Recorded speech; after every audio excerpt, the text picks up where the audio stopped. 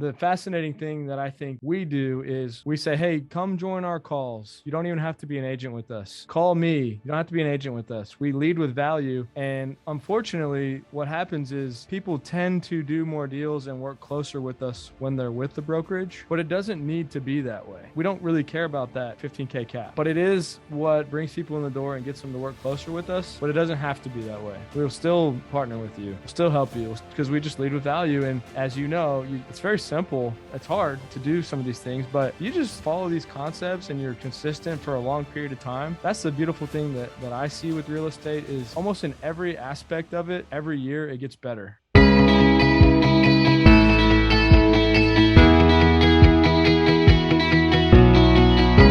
Welcome everyone to the show. We're joined today by Matt Teifke. Matt is a real estate broker, entrepreneur, out of Round Rock in Texas, a submarket of Austin, from what I understand. Matt is doing a lot, quite honestly, of what we do up here in New York. They've got a really well-rounded company running the full gamut: buying, selling, leasing, coaching, construction, finance, and of course, the traditional real estate parameters. We're excited to share some of the insights of what Matt has really gleaned and what Matt is seeing as creating the success that they've had, and of course talk about what real estate holds for the future. So Matt, thanks so much for joining us today. Absolutely, man. Thanks for having me. I appreciate that intro, and let's get after it. I'm excited to be here. All right, baby, let's go. Let's get it. You know, we often talk to the guests about how they ended up in real estate. I think we share a bit of a similar story, but if you would just give the audience a few minutes on how did you end up in the game? Is this something you've been around, you know, when you were younger? How did you end up at where you are today? Yeah, absolutely. So I'm 13 years in. I'm 30 years old right now, and was blessed to be around it at an early age. My mom, single mom, raised my brother and myself, and she did a really good job of investing. She was buying 1 or 2 properties a year. Really, the way I saw it was she put everything that she made outside of her job and taking care of my brother and myself into owning real estate. Very fortunate and blessed to have done it in a great market here in Austin, 15, 20 years ago. But at the same time, she was surrounding herself with a team, a good realtor, a good property manager. Her realtor would actually go knock on people's doors and find her deals and make commissions that way. And she was buying below value. I remember early on, this is something that stuck with me. When I was trying to get started, I'd see a house listed at 200 and I'm trying to get a deal done, right? And she's like, let's offer him 120. And I'm like, Mom, like, no. And then I realized, wow, sometimes that actually works. And she did, get those lines in the water. So she did a good job of being aggressive. I definitely learned that from her. And I was just around that early. I went to college and got my real estate license when I was in college. First year in, I got that Rookie of the Year award. I was, taking 18 hours of school, but more focused on real estate than anything. And surrounded myself with people to learn, soak it in. I was first one in, last one out. My whole goal was always to learn the industry and then figure out ways to own property. And so I did that all through college.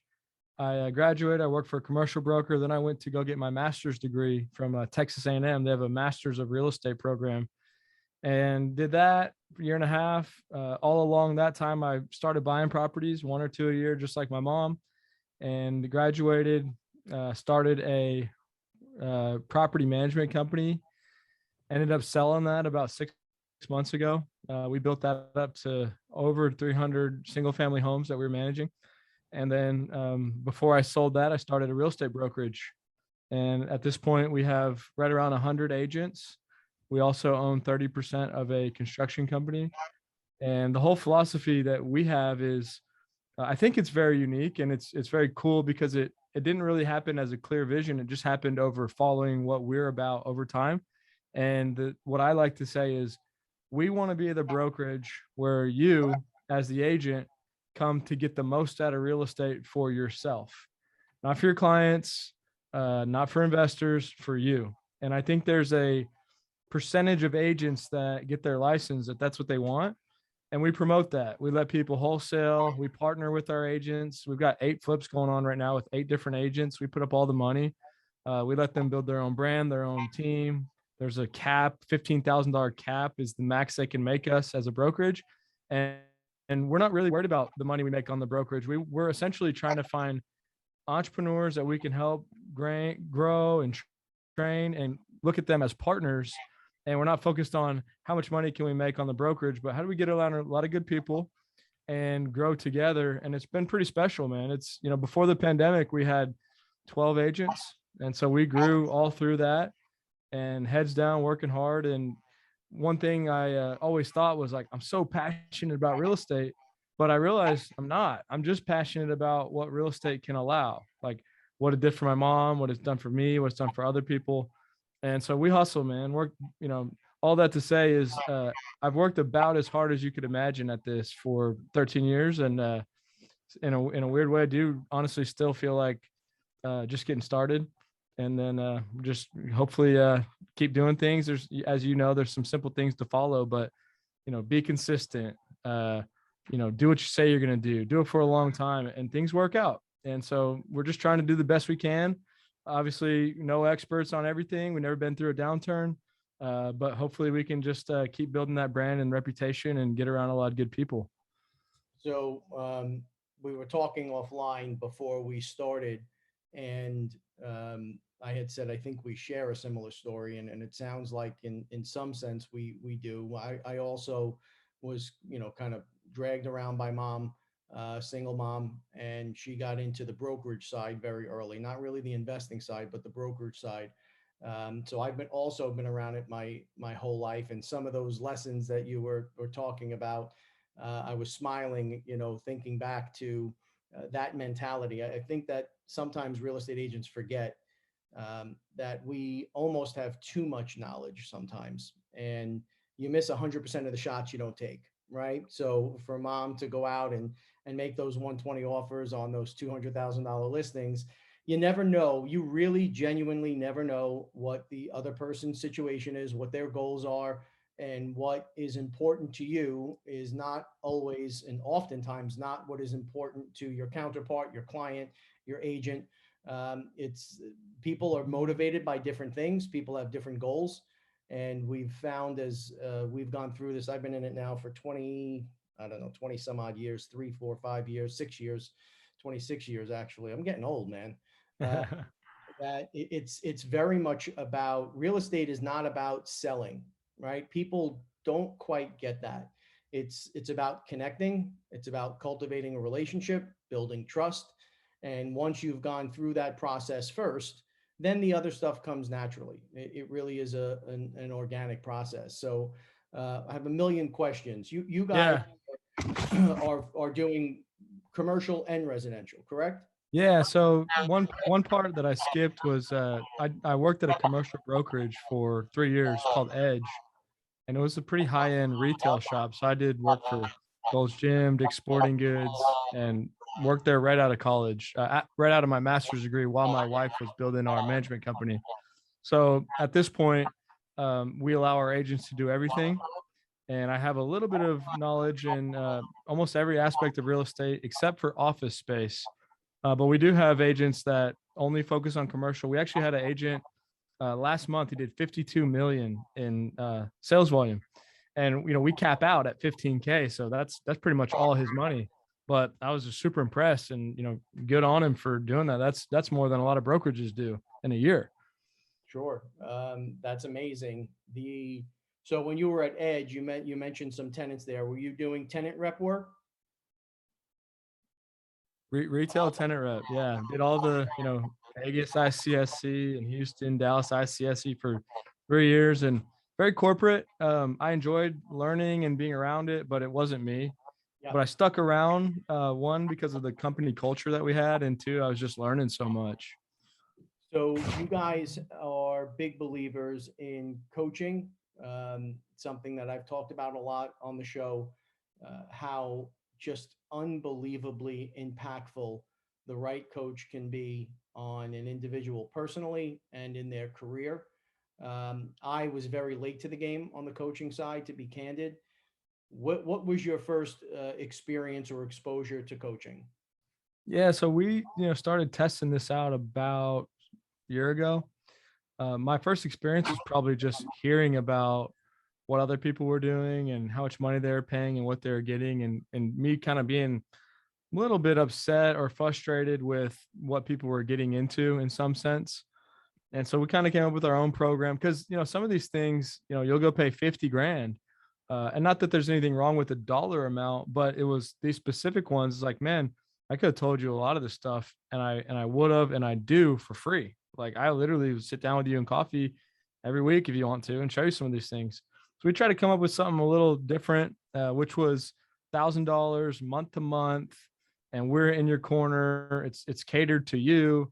And everyone has different programs and different ways to view things, but even to this point now, man, we actually have two guys that are essentially working for free right now for the next 3 months, 8 hours a day, and they're just gambling on us and the knowledge. So there's all these different ways. There's people that will pay for it. There's people that come and just work for you for free. But for me, yeah, I think it's valuable. When I was getting started, I had a mentor, 1 hour every day, taught me real estate. Whatever it is, as long as you're just focusing on improving, and just like anything, as you get around the right people, and it's just a trade-off of dollars for the value you're given, and you just have to figure out where's the best spot for that. But we're all about it. I still have people that I'm learning from and that teach me. I don't necessarily pay for coaching, but I figured out in some ways how to go get it for free. Just go figure out how to add value for people, and then they'll turn around and add value back for you. Yeah, there's no doubt about it. For me, I started off with kind of a systems coach, and I graduated to a mindset coach. And it's just been absolutely invaluable. And like you said, I'm taking a lot of that knowledge, mentoring the folks in my company. But we actually had one of our partners get licensed as a coach to put a little bit of structure around it, and we created an institute because you can't sit with everybody every day, right? So the value of time for us has just been number one. So we're trying to do things in a scalable way. Is it okay if we dive into some of the structure of your company, just so I can Absolutely. understand and the audience can understand exactly Yeah. how you guys have this set up? So you have the cap, which is interesting. You guys are going out and sourcing all of the leads on the agent's behalf, or the agents sourcing leads? Can you walk me through just a typical, someone comes in with a listing, what does that kind of waterfall look like? Yeah, so it's always changing, very fast paced. We're very, as you know, probably entrepreneurial. So there's multiple structures that we're working on. We have a girl right now that we pay $30,000 a year salary, and she's actually on a 80-20 split, 80 to us. Yep. And she's 8 hours a day generating real estate leads. The plan, and this is relatively new. We're trying to figure out how to efficiently get more leads coming in, and she's the one that's helping us do that. The goal with that is, once we have that implemented and we have a structure, we know, how much we're spending and what it generates. We want to take that same structure and offer it to our agents on a 70-30 model, where we actually might help them with their CRM, maybe help them with some marketing. They take 70, we take 30, no cap. So it's like, that's where we're trying to go to. But the 90-10 is pretty much you're kind of on your own. Pay for your own signs, pay for your own cards. We're going to support you. We're going to take your calls. We do 3 trainings a week, Monday, Wednesday, Friday at 10:30. But the 90-10 15K cap is, hey, come here. We're the type that's like, you want to work a little bit, that's great. You want to work a lot, we're here to support you. We're not going to call you and tell you need to have more sales volume. But we're the first people to say, hey, do you want to own real estate? Let's go buy some stuff together. So for an example, I think that's why we're growing, and we are very unique. Like, we've talked to multiple big brokerages that have tried to buy us or partner with us, and we've gone through their structure, and they're like, each agent is worth $3,000 per year. If we can get $3,000 per agent per year, we're good.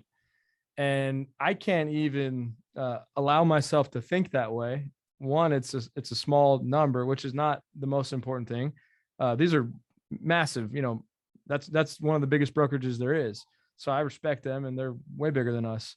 But we don't think like that. We have agents that cap out, that don't cap out. We've got multiple ones that we make 50,000 each on a flip, and that makes the split mean nothing. The fascinating thing that I think we do is we say, hey, come join our calls. You don't even have to be an agent with us. Call me. You don't have to be an agent with us. We lead with value. And unfortunately, what happens is people tend to do more deals and work closer with us when they're with the brokerage, but it doesn't need to be that way. We don't really care about that 15K cap, right? But it is what brings people in the door and gets them to work closer with us.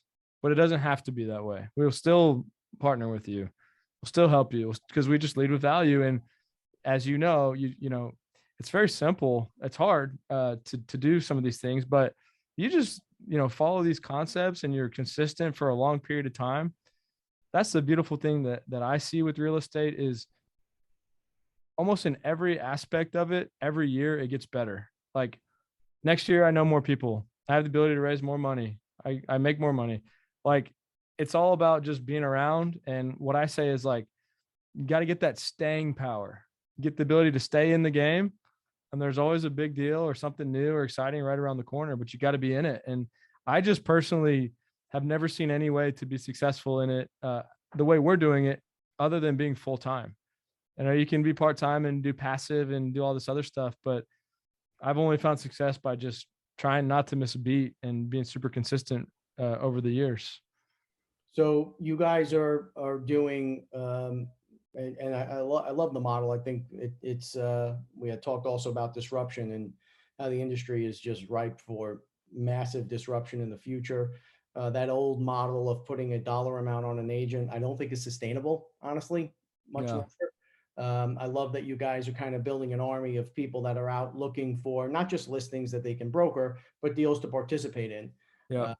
Part of our model as we franchise is precisely that. We're going to have a fund backstopping the opportunity for agents to participate in the deals at different levels.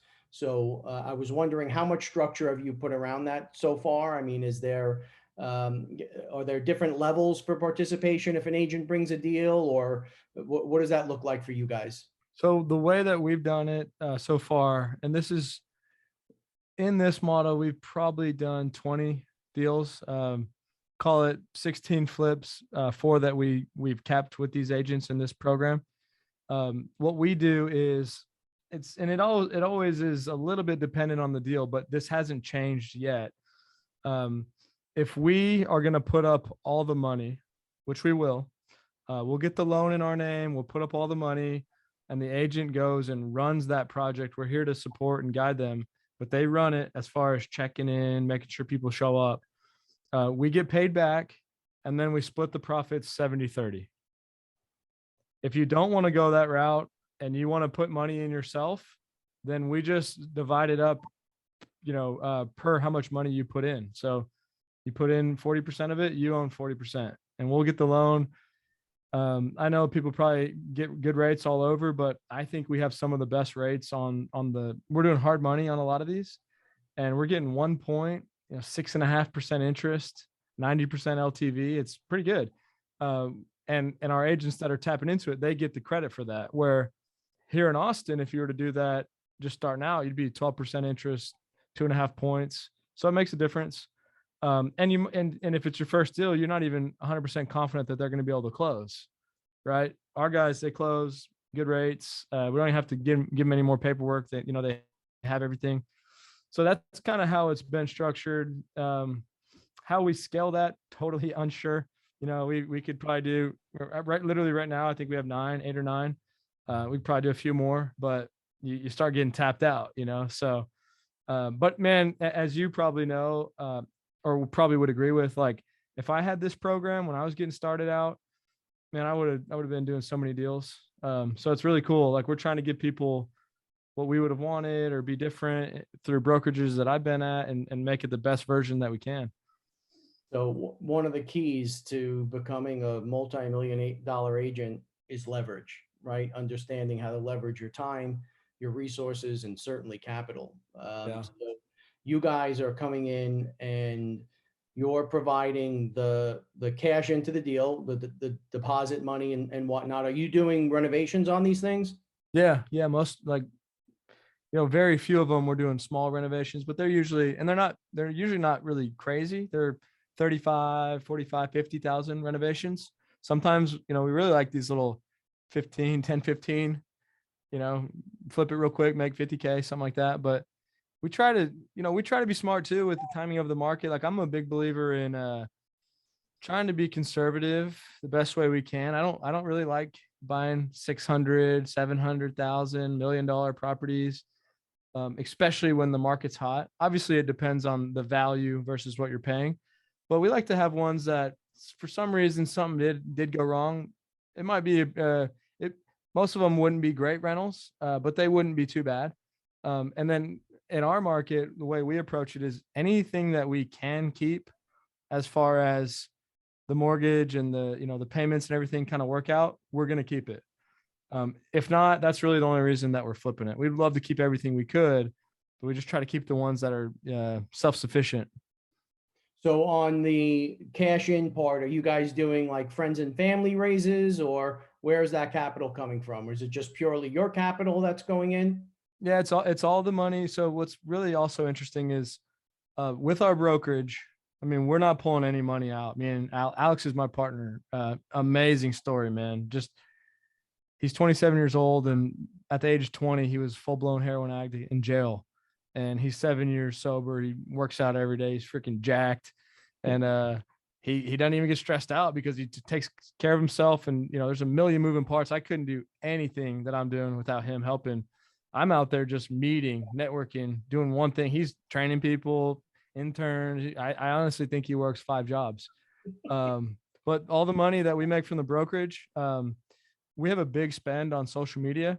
So, I mean, almost have like a media department. We got 4 full-time people, salary positions, and that money that we make from the brokerage goes to marketing and goes to buying properties.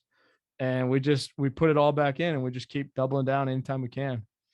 So that was my next question after this question. So I'll come back to that. But so you're putting the cash into the deal, much of which you're pulling from the revenue of the company. And then what about financing? Are you going to institutional guys? You're doing hard money. Are you going and getting hard money? Are you guys lending to yourself as hard money? What does that look like? Yeah, we're getting hard money on most of them, and then we have some pretty good community bank relationships for these larger, like, we bought a little mobile home park, 14 units. We're buying a 17 unit apartment in next 60 days.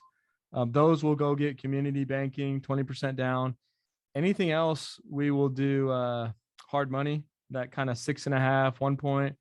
We've done some cool deals, man. We flipped 11 duplexes, and we were going to wholesale it, but we had some issues. So we closed on it with hard money. And then the next day we sold it and made a good profit. And we've wholesaled some really large land tracts. So we've gotten money through those aspects too. We've actually made a lot more money on those deals than on our brokerage or anything else. And that money really supports that goes into the business as well. Sure. So deal sourcing and lead sourcing, you had mentioned 4 full-time people working on your social media outreach. I believe the digital space is the single most important place that you can invest time and money now as an agent. I think that it is the absolute future. So walk us through, what does that look like? These 4 people, what is it exactly that they're doing? They're placing ads, they're joining groups. Yeah. So yeah, all of that. And then there's another thing we can talk about. We got the action. So we have some true deal sourcing with people here that are dialing. I mean, we have 6 acquisitions and dispositions full time, 8 hours a day, cold calling. But as far as the way we have approached social media, it's truly been, up to this point, a branding play. We've got, filming, editing, recording, commenting, joining the groups. We're on every platform, Instagram, TikTok, everything, YouTube videos every day, podcast. And the focus hasn't truly been, and maybe this is a fault, I'm not sure, but it's never been to let's funnel all this specifically to get leads. It's more been like, we believe in this. We really want to just give real content. Like, we're not trying to go flash money, show cars. I don't judge that. But we want to be like, here's what we did, and here's how we do it, and here's how you can do it, because we believe that. We honestly believe everyone can do this if they want to. And it's just been a real value, branding. And we're not trying to get anything from it right now.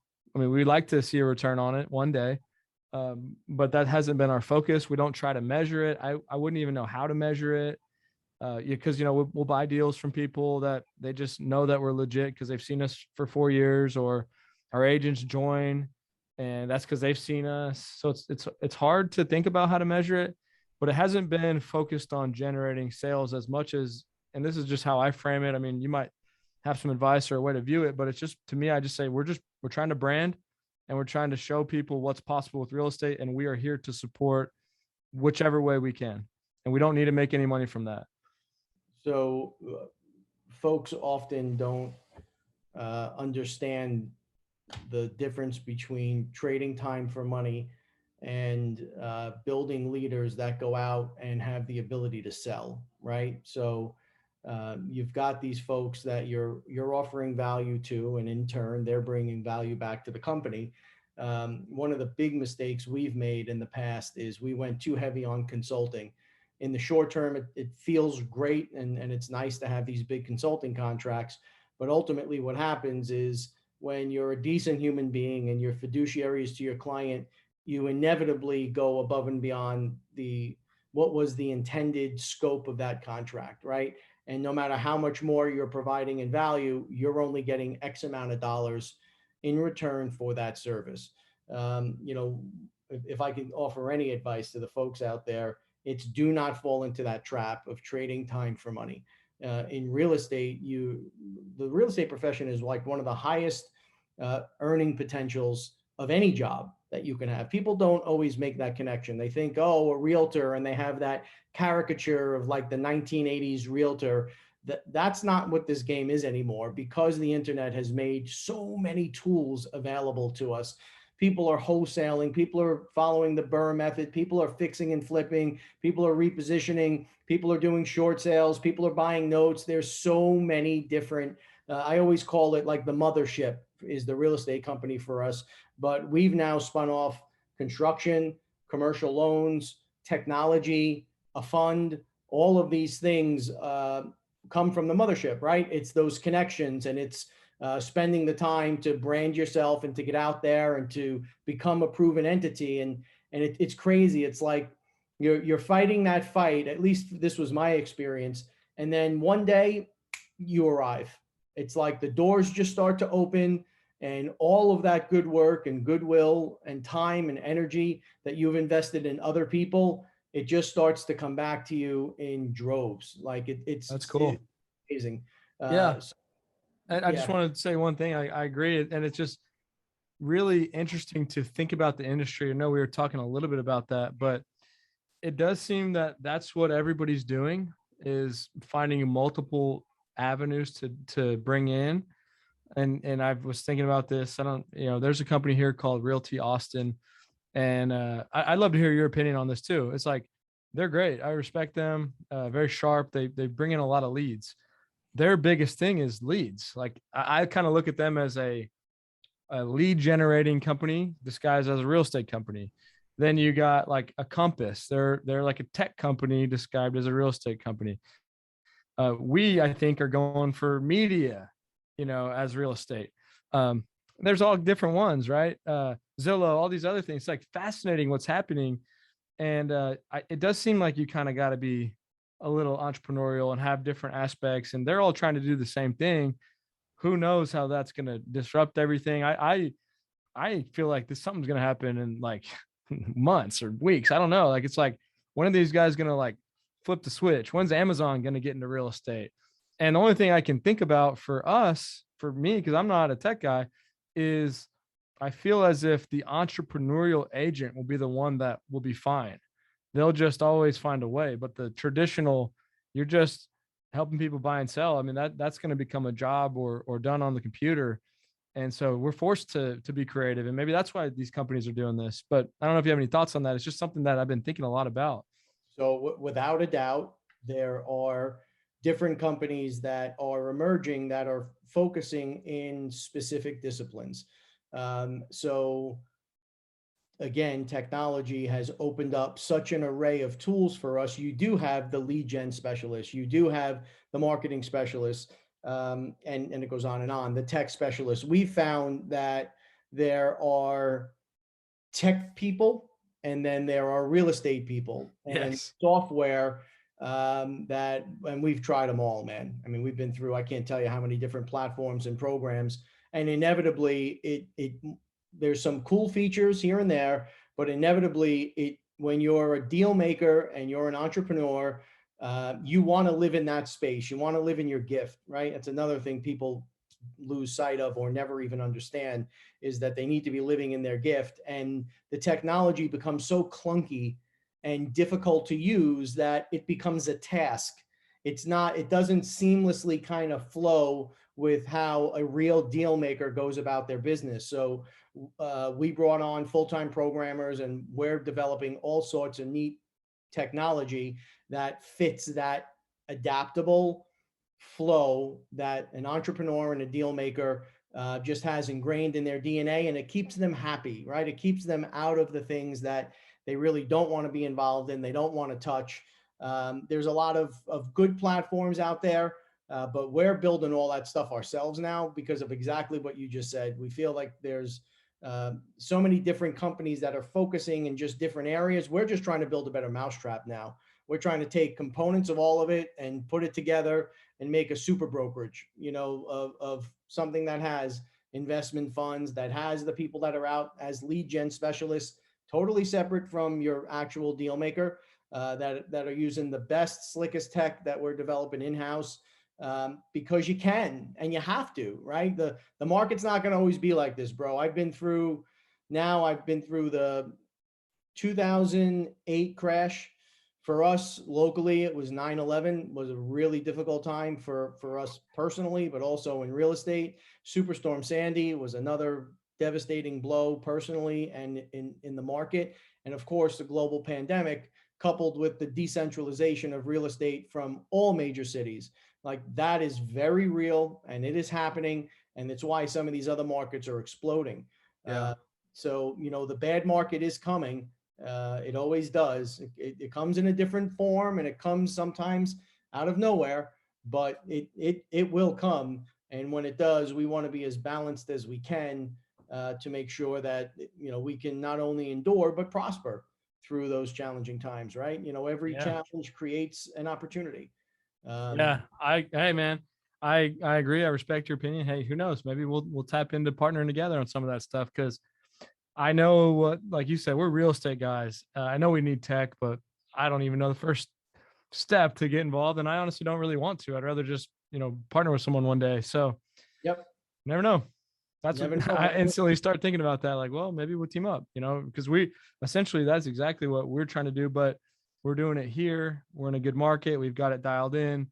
But to take it outside of this market, we need more good people to help us out for sure. So absolutely, I want to make sure we talk offline, and that's a mistake that we also made, Matt, is we wanted to be the best in each area, and you can't. There are people that are just focusing on these little 5-degree pieces of the real estate pie, and they're crushing in that 5-degree space. Right. So we're relying externally on the places we don't have passion. Thing like, I love technology. I was a complete dinosaur. I was the guy like that didn't want to email, and I've embraced it wholly and fully now. My CMO has played a huge part in that. Peter, who you spoke to earlier, and Rebecca's played a huge part in that. And we're bringing in-house parts that we're super passionate about, things that we have a really deep understanding of, and the rest of the stuff we're partnering, right? Just like you said, it's funny because I made a note on the sheet, set up a separate call because I'd love to talk to you about some more of this stuff offline. But before I let you go, could you talk a little bit about the market down there locally, pre-corona, currently, and what you see post-corona? Yeah, man. Opportunity City. That's what we call it. We got, so it's my parents moved here in 1991. Austin's always been a hot market, even since then. And what everyone always says is it really is a market that goes up, levels off, goes up. It never really dipped, even in 2008. Who knows if that stays true? But it's relatively affordable compared to a lot of places in the country. You can buy houses here for 300, 350,000 in some of these suburbs and even in parts of Austin. There's just a massive amount of jobs coming here. Very diverse job sector. We got University of Texas. We got the capital, government. There's a big tech component, financial services. And it's a very hip, cool vibe, energy, live music, good food. People love it here, man. And, Tesla announced that they were coming. They're not the first big company, but that was a big change. Tesla says they're coming. Samsung's doing a $17 billion facility in Taylor, Texas. You got Apple doing a $5 billion, Oracle moving their headquarters here, Facebook, Google, Amazon, everyone's coming here. And there's a good talent pool because there's a lot of people that want to be here. Everyone, in my opinion, knows Austin's the coolest place to be in Texas. Texas in general is a really business friendly place. So it's friendly for businesses. There's jobs, which, as you know, that's all it really is in real estate, is jobs, jobs, jobs. And the fascinating thing is Tesla's coming in, right? They're not even hiring yet, really. Like, we haven't even gotten close to, they're still building the building. So what does that look like? I don't know. I'm a big believer. I'm drinking the Kool-Aid, and I think, this is going to be one of the best places to be over the next 20 years on a real estate perspective. It's not a cash flow market. Truly is an appreciation market. You're buying these houses for 350,000. They're renting out for 2,000, 1,700, 20% down payment. That won't cash flow. Yep. So I thought we were hot before COVID. I remember, now looking back at the prices, I'm still baffled. And that wasn't even that long ago, but being around it, you think about real estate 20 years ago, what were the prices? It's even weird now for me. 2 years ago, I was looking at these houses that I could have bought that I thought were, I was passing on them at 170, and now they're 270, 350. So it was hot. COVID hit, a little bit of a standoff period. Like, there was a lull here. It was like 2 months of just kind of unknown. And then it just lit on fire. Really, it was nothing like I'd ever seen. The houses just literally went up overnight. They were going 150, 200 over ask. And it was straight up because of supply and demand. If you look back at it, like on our MLS right now, we'll have 5,000 plus listings. But when that was happening in January, February, March of this year, there was like 900 listings in the entire MSA. And so it was kind of like, pick your price. And that's settled down a little bit. There's not that chaos going on, but things are still trending up. Don't know, man, what's going to happen next, but we try to think of everything in 15, 20-year mindsets. We try not to buy properties that, like I said, aren't sustainable by the mortgage. And yeah, it's just been, pretty up. I mean, it's kind of how it's always been here. I don't know what's going to happen next, but it does seem, with the jobs that continue to come here, and they say 200 people move to Austin every day, it does seem like it's going to keep going up. But, you've been through a downturn. I haven't. I feel like sometimes I'm saying this stuff and I'm the idiot in the room that's like, things are going to keep going, and eventually they're not. But all the fundamentals kind of show that.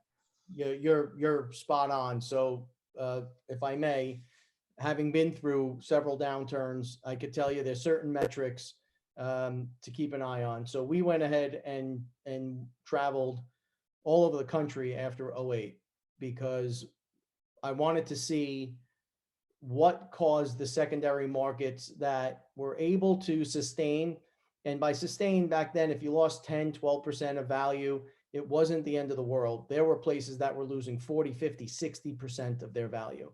And we went to some locations that had, it was like a zombie apocalypse movie. You would walk in and see entire housing developments where like boats are in the driveway, coffee pot is still on the countertop, and the keys are there. Like people just, the market shifted. They were no longer able to afford that home. They got into a bad subprime deal and they just picked up and went to a better place where there were jobs. That was the difference. The markets that had a strong job center are the ones that endure. The ones that don't are dead. And we're seeing people decentralize out of these big cities because in large part of legislative threats, right? That is the number one thing in the SWOT analysis for us now. What do the legislative threats look like? Because it's become, while it's best intended in many cases, it's become extremely difficult to do business in New York. Yeah. Extremely difficult. So Right. people are picking up and they're relocating entire companies. Like you said, Tesla, Samsung, these big companies are now decentralizing, right, to these other places because work at home is here. It's here to stay. The reason that those companies stayed in the big cities was access to workforce, right? It was the place to be. But as the people migrate out of the big cities, which is here to stay also, right? People got to that point where their habits have changed. People are not going to go back. I'm still baffled when I talk to some people and they're like, well, this is going to end and everything is going to stabilize. Nope. This is the new norm now, folks. This is the way it is moving forward. They're fleeing to markets like this. The one thing I would say to keep an eye on is when the legislative threats start to increase, right? And you start seeing far more restrictive zoning, far more restrictive bureaucracy, a lot more red tape. That's when the market starts to become a little bit challenged because the folks that are leaving because of those threats bring their politics with them often. And that's where it starts. But when this music stops, man, some of these secondary markets, and now we're seeing big money go to the tertiary markets. Yeah. It's going to be open season. Yeah. Open season. Yeah. I hear you, man. I take that advice. Good. We're buying one thing that we're super excited about. It's like a small little town way west of here, 17-unit apartment in Lano, Texas. It's a small little town, but it's one of those weird ones where it's already a good deal. It's 1.1 million. It's, brings in $12,000 rent. It's pretty good for here. But it's like, does this market blow up one day? I think it will, but I've never invested in a market with 5,000 people and no major job force. But to your point, like there's a river running through it. It's a cool town. Maybe that does, and that thing go up and triple in value overnight if something like that happens. Yeah. Interesting stuff, man. So um, you're a great follow. Do you mind sharing some of the handles for the audience so they know where to find you?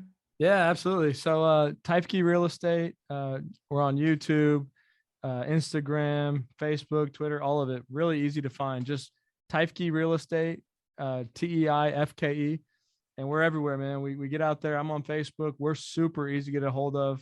Would love any kind of subscribers or follows or just anything we can do to help you guys or your listeners. We're here to help, and we're serious. I mean, we'll get back to you.